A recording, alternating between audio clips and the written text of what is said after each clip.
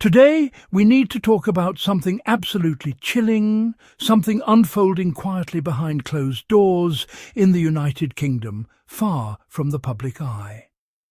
Prince Harry's risk profile has escalated dramatically, and the information now coming from seasoned security experts is not only alarming, it's something every single one of us who cares about this family's safety should be paying attention to.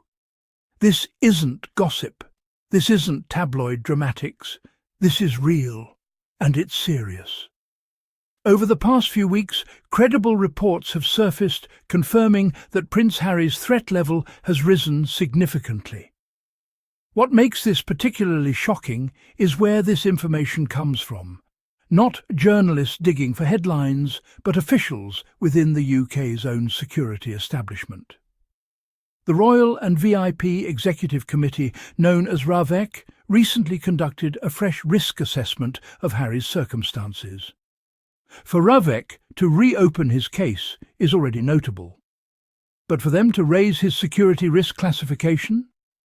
That indicates a major shift behind the scenes. RAVEC is not a symbolic group. They are the top-level committee responsible for determining security needs for royals and other VIPs throughout the UK.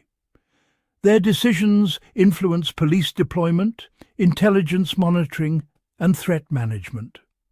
So the fact that they revisited Harry's profile and found new cause for concern suggests something significant has changed.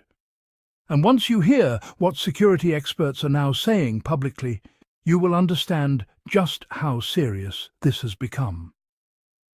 Graham Yule, a highly trained SAS veteran and respected Scottish security expert, has stepped forward with bone-chilling information.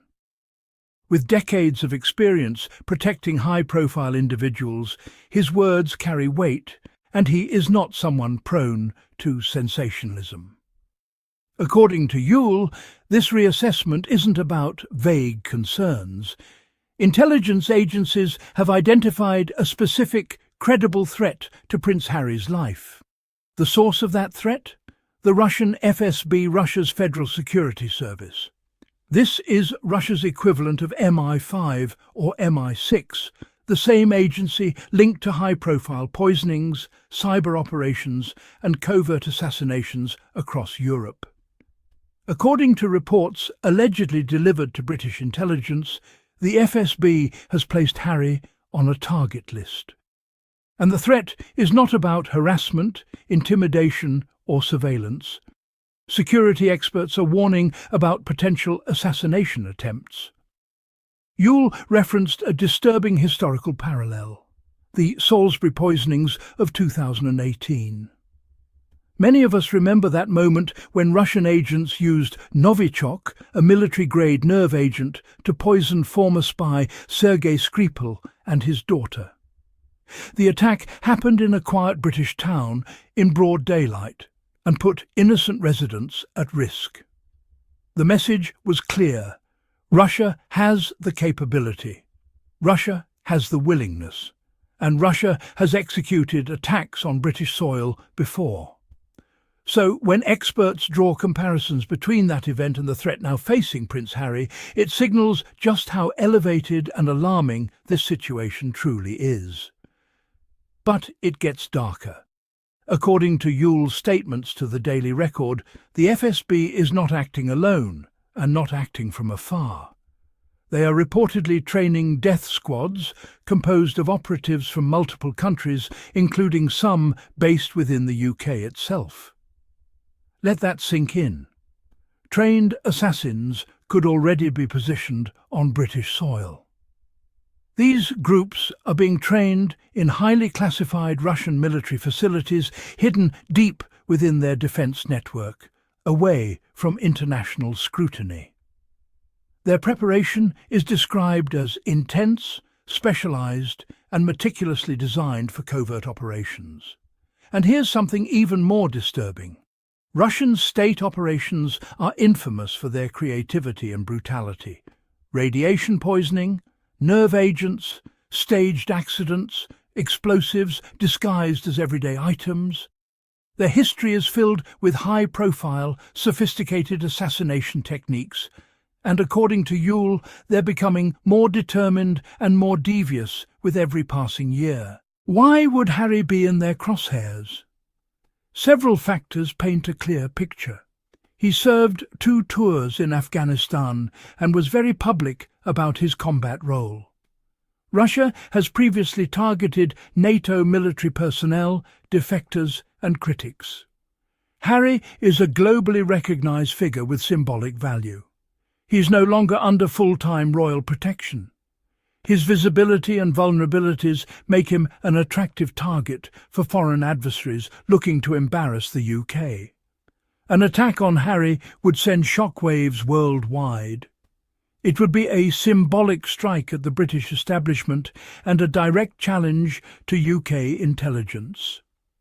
Perhaps the most telling part of Yule's analysis is his final remark, that British intelligence clearly knows more than they are revealing. He said plainly, "They obviously know something we don't know, or they are watching people." That implies active surveillance, intercepted communications, or human intelligence, suggesting that a plot may already be forming, or possibly already underway.